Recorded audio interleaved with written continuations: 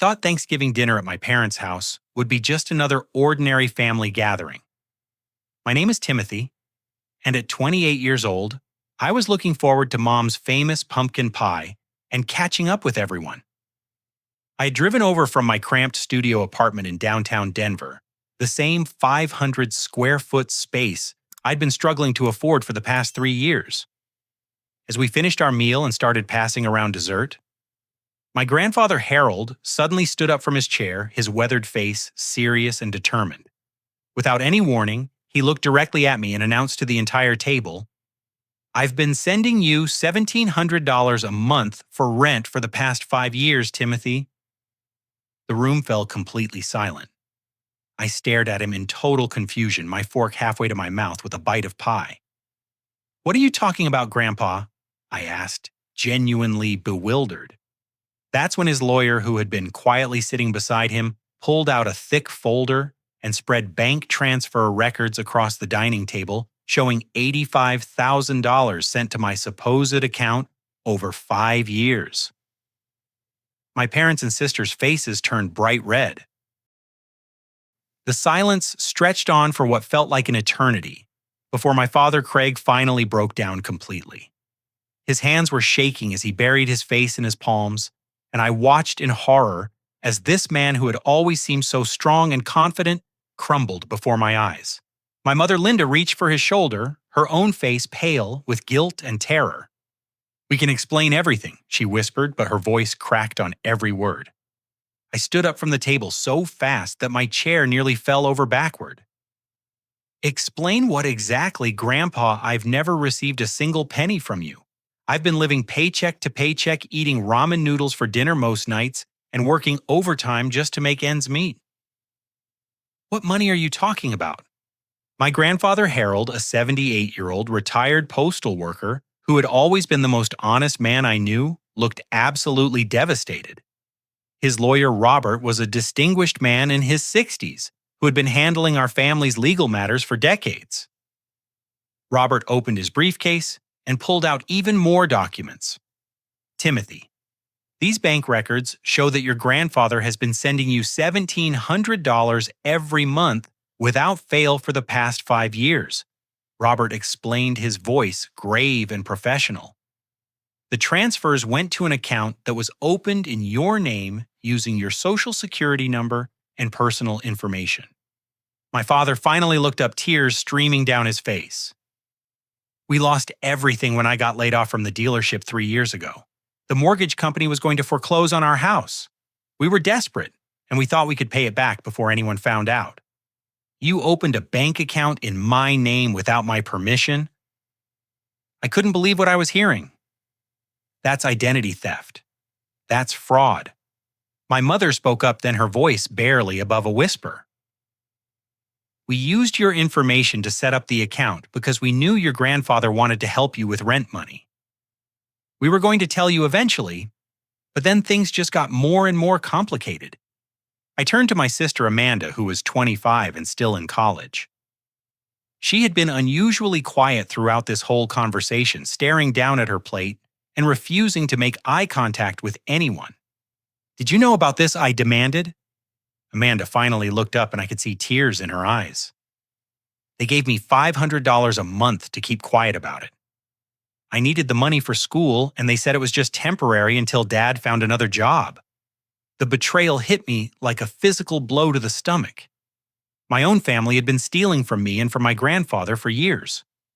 While I had been struggling to pay my bills, staying up late at night, worried about money, working extra shifts at the marketing firm just to afford groceries, they had been living off money that was meant for me. "Do you understand what you've done?" I asked, my voice rising with anger. "I've been denied for apartment applications because my credit was mysteriously bad. I couldn't get a decent car loan. I thought I was just unlucky, but you've been destroying my financial future this entire time." My grandfather Harold looked completely heartbroken. "Timothy? I thought you were ungrateful. Every month I sent that money, and you never called to thank me or even acknowledged that you'd received it.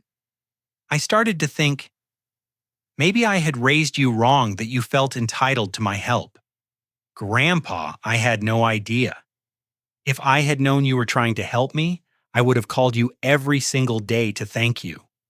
I felt tears building in my own eyes now. I've been so proud thinking I was making it on my own, but I've just been suffering unnecessarily while they stole from both of us. Robert cleared his throat and spoke with the authority of someone who had seen too many family betrayals in his legal career. What your parents have done constitutes wire fraud, elder fraud, and identity theft. These are serious federal crimes that carry significant penalties. The weight of the situation was finally settling on everyone.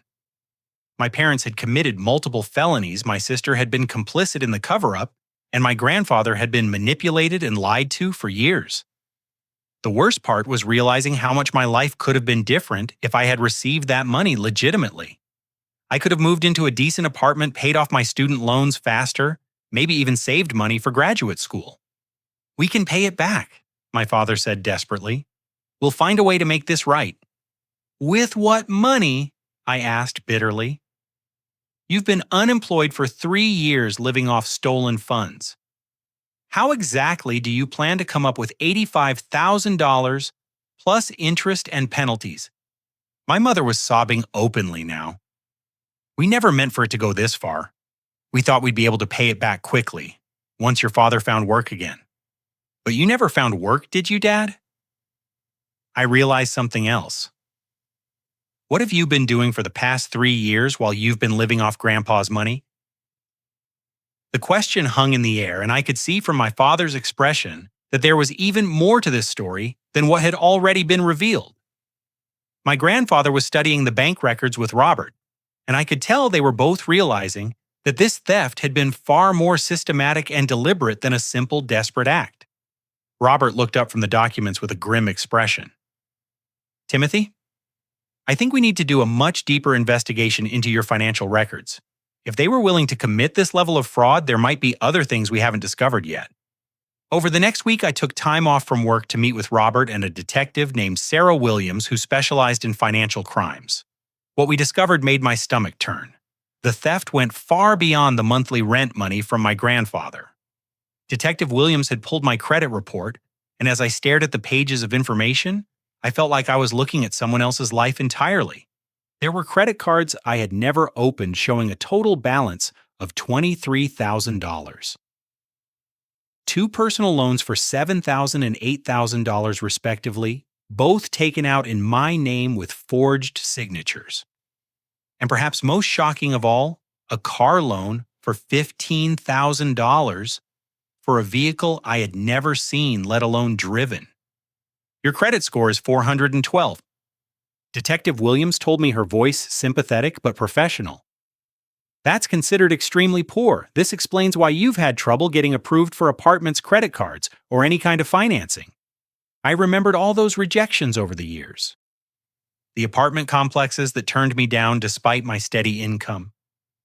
The credit card applications that came back declined.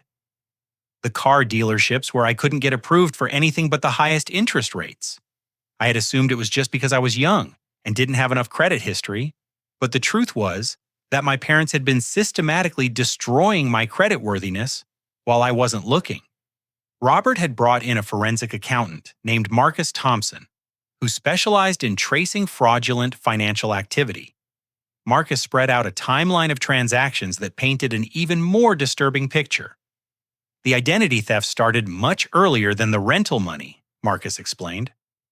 The first fraudulent account was opened 6 years ago when you were 22 and had just graduated from college. Your parents used your excellent credit score, which you had built up through responsible use of a student credit card, to open their first line of credit in your name. 6 years. I couldn't believe it. They've been doing this since I graduated college. "It appears so," Marcus continued. "And there's something else. Your grandfather wasn't just sending rent money. According to these records, he was also sending additional funds for what he believed were your graduate school tuition payments." My heart sank even further. Graduate school tuition. Detective Williams nodded grimly. "Your parents told your grandfather that you had been accepted to a master's program in business administration. He sent an additional $1,500 per month for 2 years, thinking he was helping pay for your education. That's another $36,000. I felt dizzy.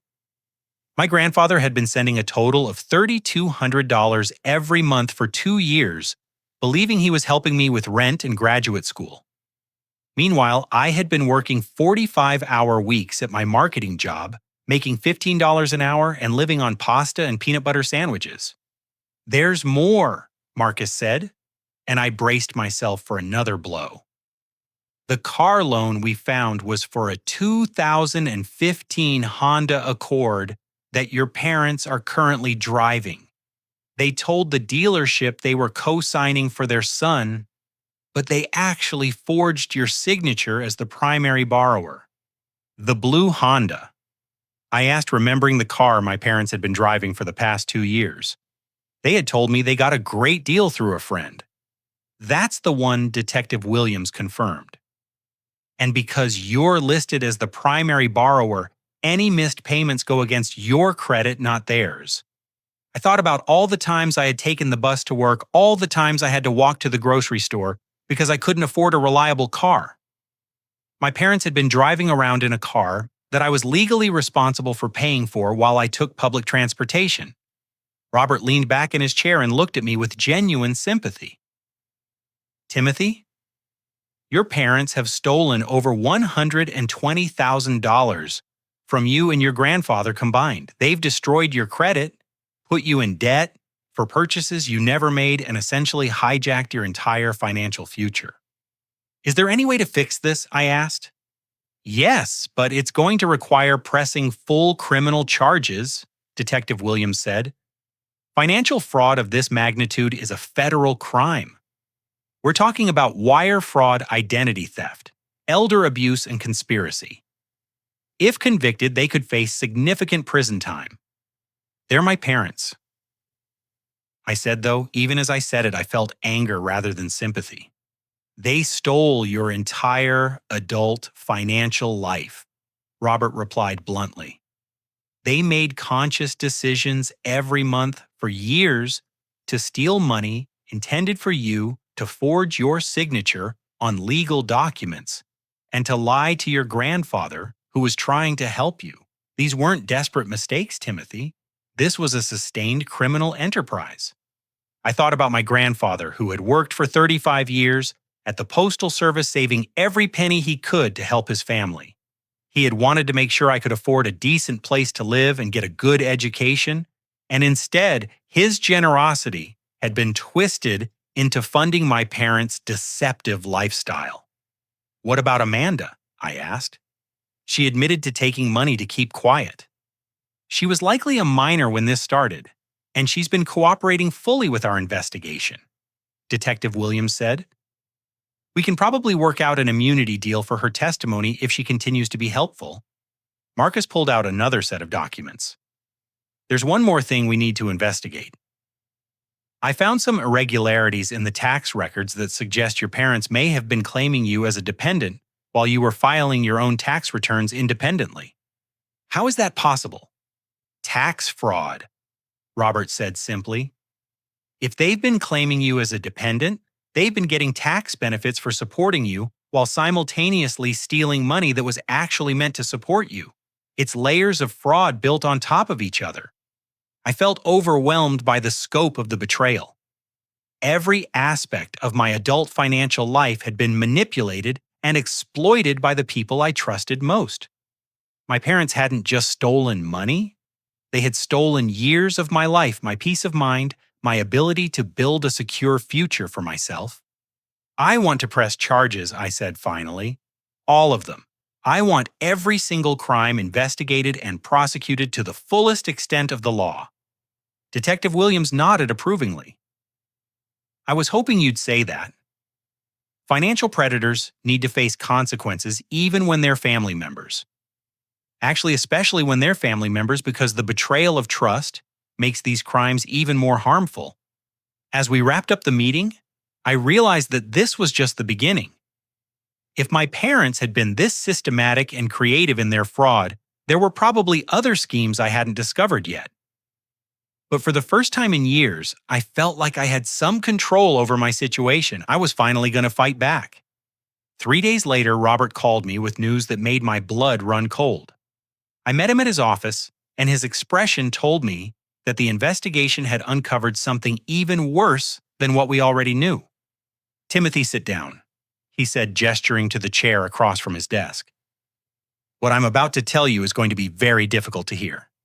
I braced myself, though I couldn't imagine how things could get any worse than they already were.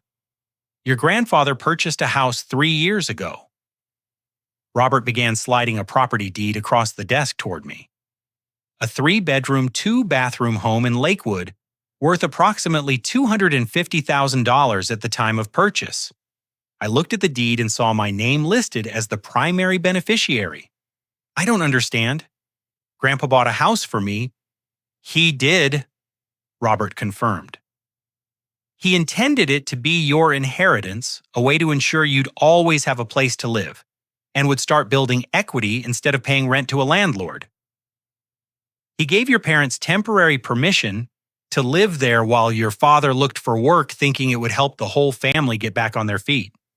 My heart started racing as I realized the implications. "Are you telling me that my parents have been living in a house that's supposed to be mine?" "That's exactly what I'm telling you," Robert said. "But it gets worse. Much worse." He pulled out another set of documents, and I could see real estate contracts and correspondence with a property management company. "Your parents have been working with a realtor named Janet Morrison to sell the property. They forged your signature on preliminary paperwork and were planning to close on the sale next month. The house has appreciated in value and is now worth approximately $300,000. I felt like someone had punched me in the chest. They were going to sell my inheritance. They were going to sell it and split the proceeds between themselves, Robert confirmed. According to the realtor's records, they were planning to take the money and move to Arizona, where your mother has a sister. They were going to disappear with my inheritance money and leave me with all the debt they created in my name. That appears to have been their plan," Robert said grimly. "Your grandfather had no knowledge of the planned sale. He thought your parents were living there temporarily while they rebuilt their financial stability. I realized that I had been driving past my own house for months without knowing it. I had been to my parents' neighborhood several times over the years, and I remembered admiring the nice homes and thinking about how someday I might be able to afford something similar. Meanwhile, my parents were living in a house that was legally mine planning to steal it from under me." "How long have they been living there?" I asked. 3 years, Robert replied. "Since right after your father lost his job. Your grandfather bought the house specifically to help the family, but also to ensure you'd have something of value to inherit. I thought about my cramped studio apartment with the leaky faucet and the neighbors who played loud music until 3 in the morning. I thought about all the times I had looked at houses online dreaming about having enough money for a down payment someday, the whole time I actually owned a house, and my parents were living in it while planning to steal it from me." "There's more," Robert said, "and I wondered how there could possibly be more. I spoke with your sister Amanda yesterday. She's been fully cooperating with the investigation, and she revealed additional information about your parents' plans." "What did she tell you?" "Your parents promised her $50,000 from the house sale in exchange for her continued silence and for helping them create false documentation about your alleged graduate school enrollment. Amanda helped them fake graduate school records." "She did," Robert confirmed. "She helped create fake transcripts, fake graduation announcements, and even staged photos of a fake graduation ceremony to show your grandfather. She was studying graphic design, so she had the skills to create convincing fake documents. The betrayal was so complete and systematic that I almost couldn't process it. My entire family had conspired to steal from my grandfather, and from me creating elaborate lies and fake documentation to cover their tracks." "Where does this leave me legally?" I asked. "The property is legally yours through your grandfather's inheritance planning," Robert explained. "We can immediately halt the sale and take possession of the house." Your parents will have 30 days to vacate the property. And criminally, the attempted sale of property that doesn't belong to them constitutes additional fraud charges, Roberts said. Combined with the identity theft wire fraud and elder abuse charges we're already pursuing, they're looking at serious federal prison time. I felt a mixture of rage and vindication. For the first time since this nightmare began, I was going to get something back that was rightfully mine. Not only would I recover from the financial damage they had caused, but I would actually end up in a better position than I had been before I knew about their crimes. I want to see the house, I said. I thought you might, Robert replied. I've already contacted a locksmith and a property appraiser. We can take possession this afternoon if you're ready. As we drove to the house, I prepared myself for another shock. But when we pulled up to the address in Lakewood, I was amazed by what I saw. It was a beautiful home in an excellent neighborhood with a well-maintained yard and mature trees. It was exactly the kind of place I had dreamed of living someday. The property appraiser David Chen met us at the house and confirmed that the current market value was close to $300,000. As we walked through the rooms, I realized that my parents had been living a comfortable, middle-class lifestyle in my house, while I struggled in a studio apartment, all funded by money stolen from my grandfather and credit taken out in my name. Your grandfather has excellent taste in real estate, David commented as we finished the walkthrough. This is a solid investment property in a neighborhood that's been appreciating steadily. As I stood in what would soon be my own living room, I felt a strange combination of emotions. I was furious about the betrayal, but also grateful to my grandfather for his generosity and excited about the prospect of finally having a real home. Most importantly, I felt determined to make sure my parents faced full consequences for what they had done. The systematic nature of their fraud wasn't the result of desperation or temporary poor judgment. It was a calculated criminal enterprise that had been planned and executed over multiple years with my sister's help and my grandfather's trust as the foundation for their success. Now it was time for them to face justice. I moved in with my grandfather temporarily while we prepared for the legal battle ahead. Harold lived in a modest 2-bedroom ranch house about 20 minutes from downtown Denver, and staying with him gave me a chance to understand just how much my parents' betrayal had hurt him personally. I saved for 40 years to be able to help my family. He told me one evening, as we sat in his living room, going through more financial records with Robert and Detective Williams, I wanted to make sure you kids had opportunities I never had. You did help, Grandpa, I assured him. It's not your fault that they stole your generosity. But as our investigation deepened, we discovered that the theft was even more extensive than we had realized. Patricia Hayes, a forensic accountant specializing in financial fraud recovery, had been analyzing every aspect of my financial history. What she found was staggering. Timothy, I need to show you something else, Patricia said, spreading out documents on my grandfather's dining room table. Your parents didn't just steal your grandfather's money and open credit accounts in your name.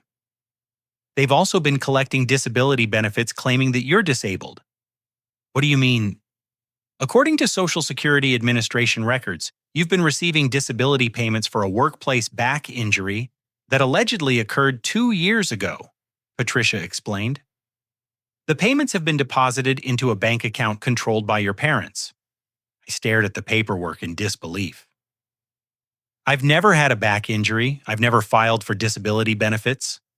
I've been working full-time this entire time. Detective Williams leaned forward. This adds federal fraud charges to their case. Disability fraud is taken very seriously by the federal government, and the penalties are severe. How much money are we talking about? I asked. $18,000 over the past 2 years, Patricia replied. Your parents submitted false medical records, forged your signature on the application, and created a fake workplace injury report. Robert shook his head in amazement.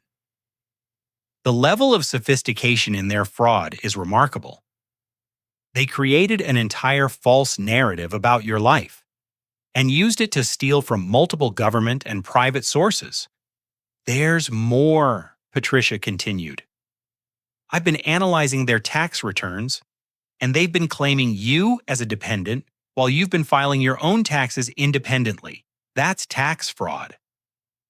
They've also been claiming the house as their primary residence while legally it belongs to you through the inheritance trust your grandfather established. George Martinez, my grandfather's neighbor and longtime friend, had been helping us organize documents and providing moral support throughout this process. George was a retired accountant who had worked for the IRS for 30 years, and his expertise had been invaluable. In my professional opinion, George said, your parents have committed every type of financial fraud I've ever seen, and some I've never encountered. They've defrauded the federal government, state agencies, financial institutions, and private individuals. The scope of their criminal activity is extraordinary. I felt overwhelmed by the complexity of the case, but also determined to see justice done. What's our next step? Detective Williams consulted her notes. We're coordinating with federal prosecutors to file comprehensive charges. We're looking at wire fraud mail, fraud identity theft, elder abuse, disability fraud, tax fraud, and conspiracy charges. If convicted on all counts, they could face 20 to 30 years in federal prison. And financially, we're working to freeze all accounts they control and recover as much stolen money as possible, Patricia said. The house sale has been permanently halted and you'll take full legal possession next week. We're also working with credit agencies to remove all fraudulent accounts from your credit report and restore your credit score. The process of rebuilding my financial life was complex but encouraging. Each day brought new discoveries of money that could be recovered or debts that could be eliminated. More importantly, I was finally taking control of a situation that had been completely out of my control for years. My sister Amanda had been cooperating fully with the investigation, and her testimony was proving crucial to the federal case. She met with me and my grandfather one afternoon to apologize and explain her role in the fraud. I knew it was wrong, she said, tears in her eyes. But I was 19 when it started, and they told me it was just temporary. They said Dad would find a job soon and they'd pay everything back before anyone got hurt. But you helped create fake documents, I pointed out. That went beyond just keeping quiet. I know, she admitted. I got caught up in their lies. And then I was too scared to tell the truth because I thought I'd go to prison too. I should have told Grandpa what was happening years ago. My grandfather, ever the forgiving patriarch, reached over and patted Amanda's hand. You're doing the right thing now. That's what matters. Will you ever be able to forgive me? She asked. Someday, I said honestly, but it's going to take time. You helped them steal my entire adult life, Amanda. I lost years of financial security and peace of mind because of what you all did. As we prepared for the criminal trial, I also focused on rebuilding my own life. I moved into the house that my grandfather had bought for me, and for the first time in my adult life, I experienced what it felt like to live without constant financial stress.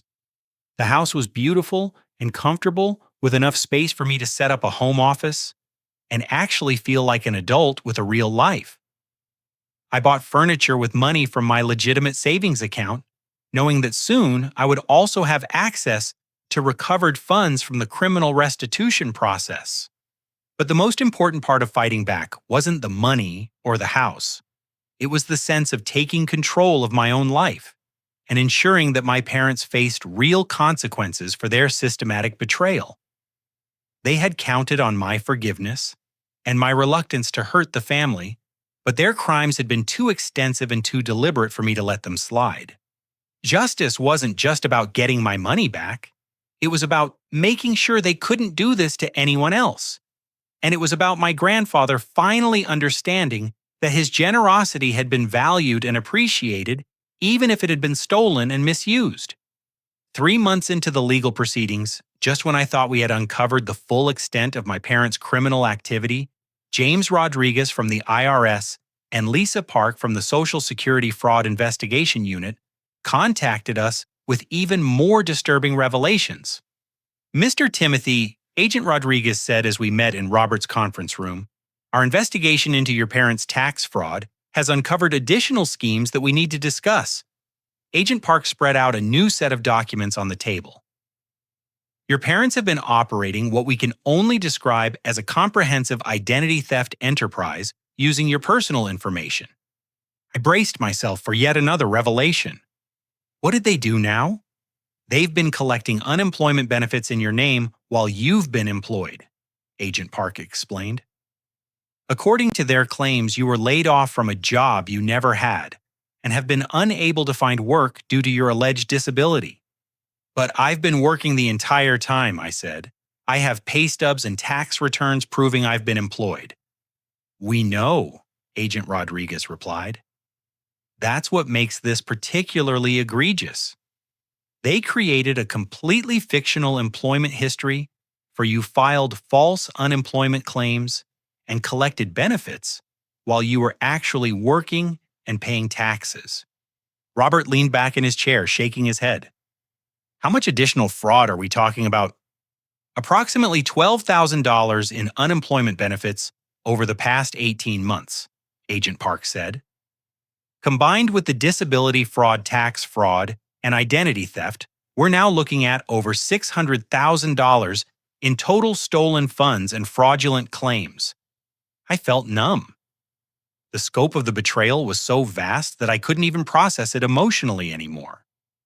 It had become an intellectual exercise in cataloging criminal activity rather than a personal trauma.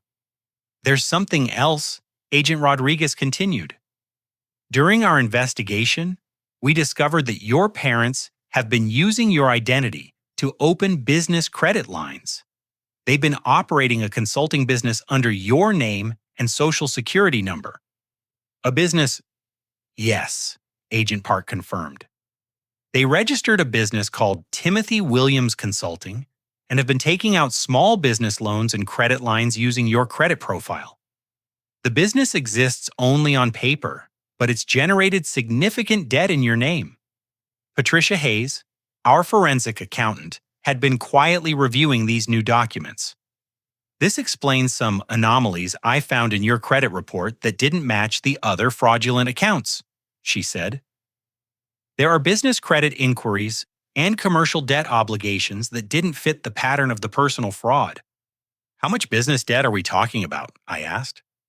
Approximately $35,000 across 4 different commercial lenders, Patricia replied. None of the businesses appear to be legitimate operations, so this appears to be pure fraud for the purpose of accessing credit. Detective Williams had been taking notes throughout the meeting. This level of systematic fraud requires federal coordination between multiple agencies. We're looking at charges that could result in decades in prison. What about the restitution process? I asked. Can we recover these funds? The federal government takes financial fraud very seriously, especially when it involves multiple agencies and tax fraud, Agent Rodriguez explained. We have extensive powers to freeze assets, seize property, and force restitution. Your parents will be required to repay every penny they've stolen, plus penalties and interest. Robert had been coordinating with federal prosecutors throughout the investigation. The U.S. Attorney's Office is treating this as a major financial fraud case, he told us. They're planning to use it as an example of the importance of prosecuting family financial abuse cases. When will they be arrested? I asked. Soon, Detective Williams replied. We're coordinating the arrests with the federal charges to ensure they can't flee or destroy evidence. That evening, I sat in my living room in the house my grandfather had bought for me, trying to process the full scope of what had been done to me. My parents hadn't just stolen money. They had stolen my identity, my credit, my financial future, and my peace of mind.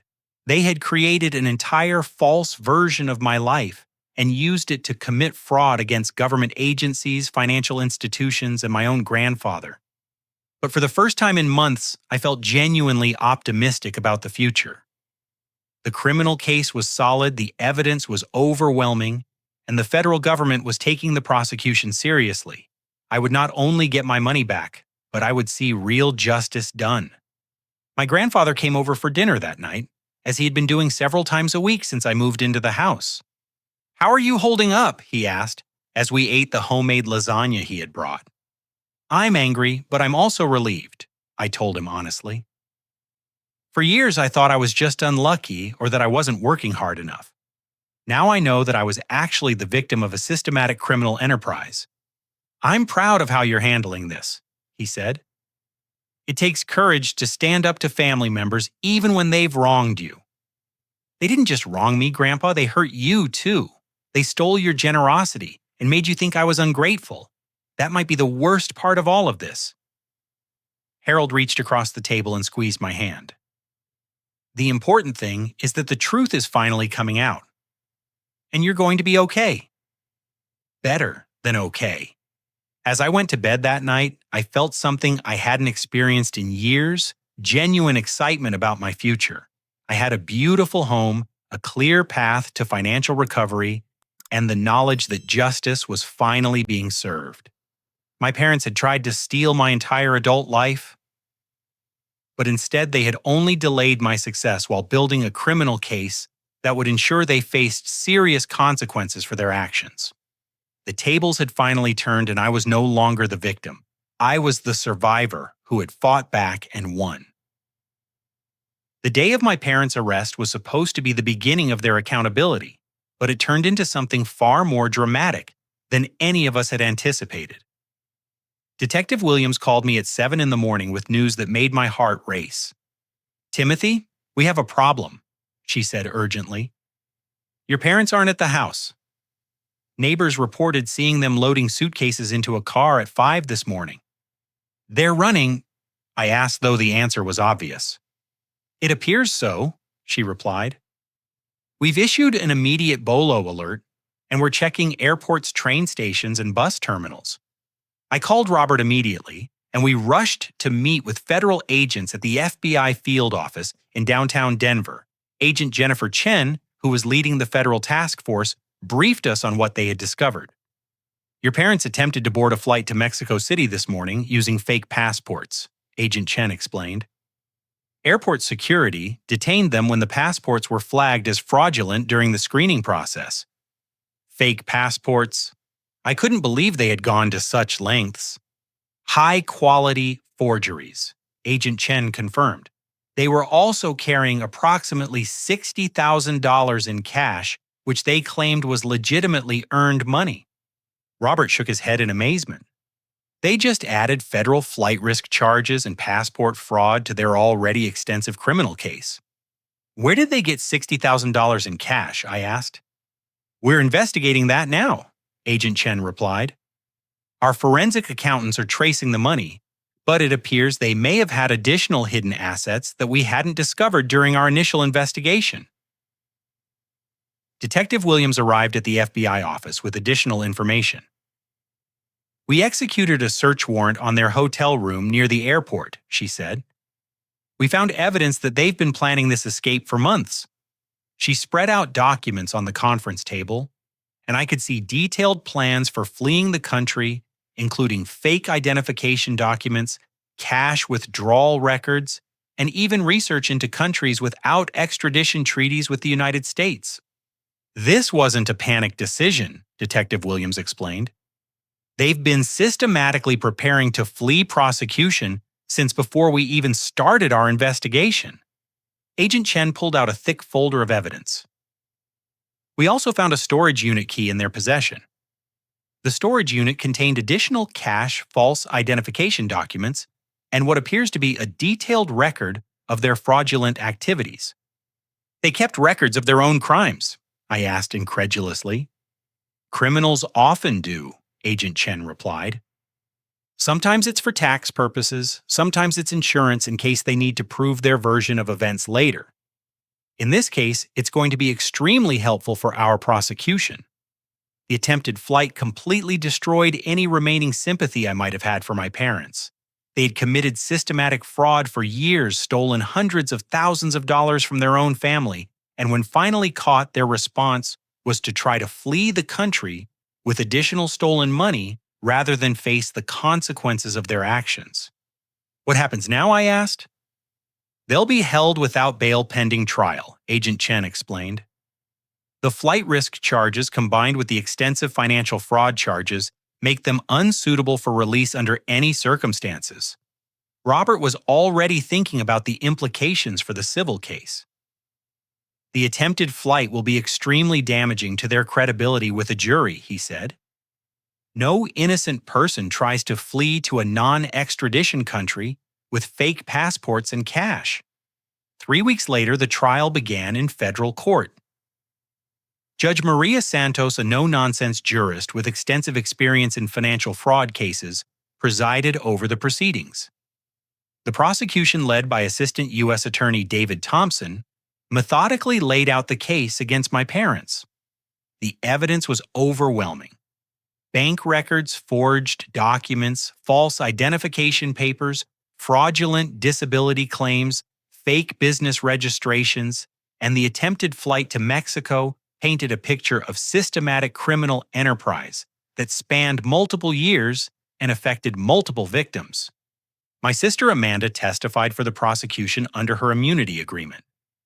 Her testimony was particularly damaging because she provided insider details about how the fraud was planned and executed. They told me that Timothy would never find out because he didn't talk to Grandpa Harold very often, Amanda testified. They said they'd pay everything back before anyone got hurt, but then they kept finding new ways to steal more money. Did you help create false documents? The prosecutor asked. Yes, Amanda admitted. I created fake college transcripts, fake graduation announcements, and fake photographs to convince Grandpa that Timothy was in graduate school. I knew it was wrong, but they convinced me that it was temporary and that no one would be hurt by it. My grandfather also testified, and his testimony was heartbreaking and powerful. He explained how he had worked for 35 years to save money for his family, how he had trusted his son and daughter-in-law completely, and how devastated he was to learn that his generosity had been systematically exploited. I thought Timothy was ungrateful, Harold testified. For 5 years, I sent money every month and never heard a word of thanks. I started to think maybe I had raised him wrong, that he felt entitled to help from his family. When I testified, I focused on the impact the fraud had on my life. I explained how I had struggled financially for years, how I had been denied credit and housing because of my damaged credit score, how I had worked extra hours and lived in substandard housing while my parents lived comfortably off stolen money. The worst part wasn't the money, I testified. The worst part was thinking that I was failing at adult life, when the truth was that my own family was sabotaging my success. The defense attempted to argue that my parents' actions were the result of desperation and poor judgment rather than criminal intent, but the evidence of systematic planning and the attempted flight made that argument impossible to sustain. After 3 days of testimony, the jury deliberated for only 2 hours before returning guilty verdicts on all charges: wire fraud, mail fraud, identity theft, elder abuse, tax fraud, disability fraud, and conspiracy. The attempted flight charges were also upheld. Judge Santos was clearly disgusted by the scope of the fraud when she imposed sentences. In 30 years on the bench, I have rarely seen such systematic and callous betrayal of family trust, she said. The defendants exploited the love and generosity of a family member to fund their own lifestyle while destroying the financial future of their own son. My father, Craig, received 7 years in federal prison plus full restitution. My mother, Linda, received 5 years plus restitution. Both were also sentenced to 3 years of supervised probation after their release, during which they would be prohibited from accessing any financial accounts or credit without permission from their probation officers. The restitution order includes all stolen funds plus interest and penalties, Judge Santos explained.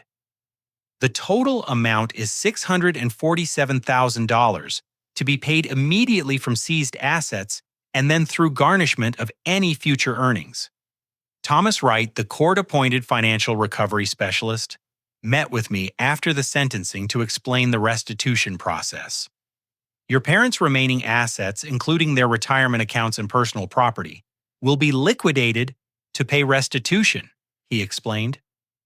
We estimate you'll recover approximately $400,000 immediately, with the remainder to be paid through garnishment of their prison earnings and any future employment. As I left the courthouse that day, I felt a profound sense of closure. Justice had been served, my financial future was secure, and my grandfather's faith in family generosity had been vindicated. My parents would spend years in prison contemplating the consequences of their systematic betrayal, while I would rebuild my life on a foundation of genuine financial security. The victory was complete, but more importantly, it was earned through courage and determination rather than luck or circumstance. 6 months after the trial ended, I was sitting in my home office reviewing acceptance letters for graduate school programs when I realized how completely my life had transformed. The house that my grandfather had bought for me had become not just a place to live, but a symbol of family love and generosity, triumphing over betrayal and greed. My credit score had been fully restored to excellent status through the court-ordered removal of all fraudulent accounts. The federal financial recovery process had returned over $450,000 to me and my grandfather, including interest and penalties that my parents were required to pay. Most importantly, I had learned that I was capable of fighting for myself and winning even against people who had seemed to hold all the power in the relationship. I had enrolled in a master's program in business administration using money that had been recovered from my parents' fraudulent activities. For the first time in my adult life, I was pursuing education because I wanted to, rather than because I couldn't afford it. The irony wasn't lost on me that my parents' lies about graduate school had actually inspired me to pursue the education they had pretended I was already getting. My job at the marketing firm had also transformed dramatically. When my supervisor learned about my situation and how I had managed the complex legal and financial recovery process, she promoted me to senior marketing coordinator with a salary increase to $55,000 per year. The skills I had developed in coordinating with lawyers, investigators, and federal agencies had proven valuable in my professional life as well. Every Sunday morning, my grandfather Harold and I met for breakfast at a diner near his house, a tradition we had started during the legal proceedings and continued as a way to maintain our rebuilt relationship. He was now 80 years old, but still sharp and engaged, and our conversations had become one of the highlights of my week. "How's school going?" he asked over coffee and pancakes on a sunny November morning. "Really well," I told him. "I'm getting straight A's, and I think I might want to focus on financial consulting when I graduate." Financial consulting? I've been thinking about starting a business, helping other families who are dealing with financial elder abuse, I explained. There are a lot of people out there who are being victimized by family members, and they don't know how to fight back, or even recognize that they're victims. Harold smiled proudly. "That sounds like a perfect way to use what you've learned from this whole experience." "I've actually been consulting informally with Robert's law firm already," I continued. "They've referred 3 families to me whose situations were similar to ours, and I've been helping them navigate the investigation and recovery process. The work was emotionally challenging, but deeply rewarding. I discovered that financial elder abuse was far more common than I had realized, and that many victims never recovered their stolen money because they didn't know how to work with law enforcement and the court system effectively. There's something else I want to tell you," I said to my grandfather. "Amanda has been doing really well in community college, and she's been working hard to rebuild her relationship with both of us. My sister had initially struggled with guilt and shame after the trial, but she had committed to making genuine changes in her life. She had transferred to a community college where she was studying social work, and she had been attending counseling to understand how she had been manipulated into participating in our parents' fraud. I'm proud of her for taking responsibility," Harold said. "It couldn't have been easy to testify against her own parents. She wants to have Thanksgiving dinner with us this year," I said. "Just the 3 of us. I think I'm ready for that," Forgiveness had been a gradual process. I couldn't forget what Amanda had done, but I could understand that she had been young and manipulated when the fraud began. Her cooperation with the investigation and her genuine efforts to rebuild her life had slowly earned back some of my trust. "What about your parents?" Harold asked. "Have you heard from them?" "They've both written letters from prison," I admitted.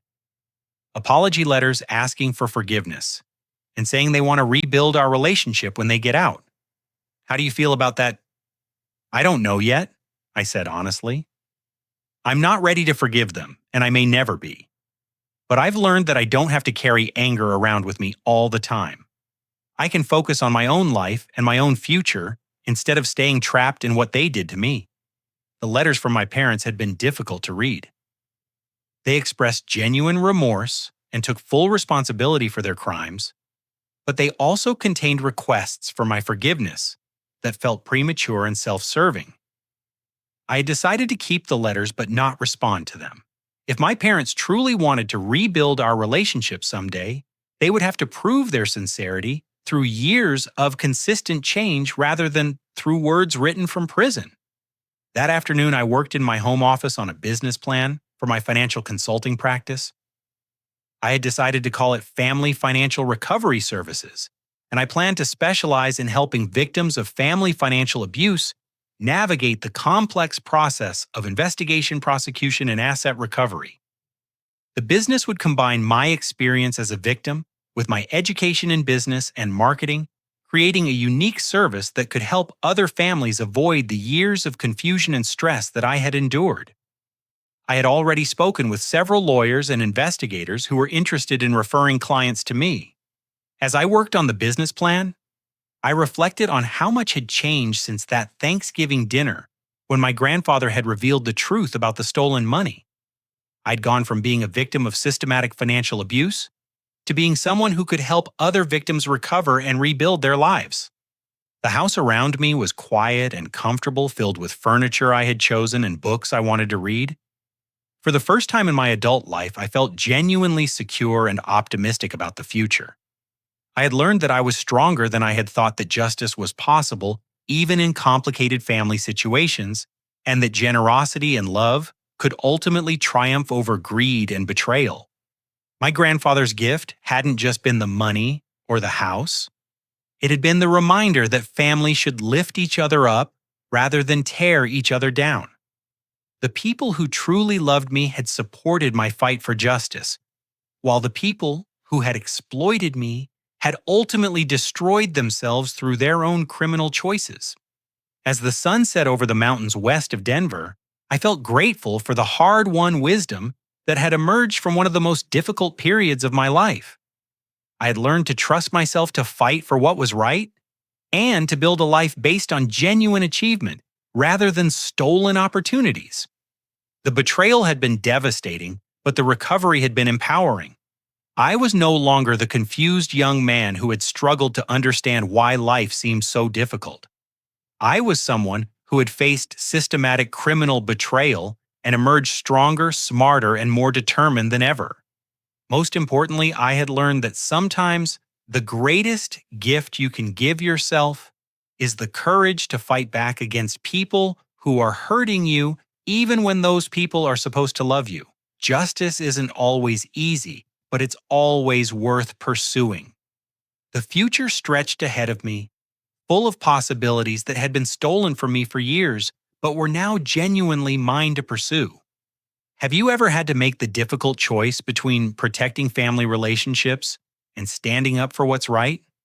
Sometimes the people closest to us can cause the deepest harm.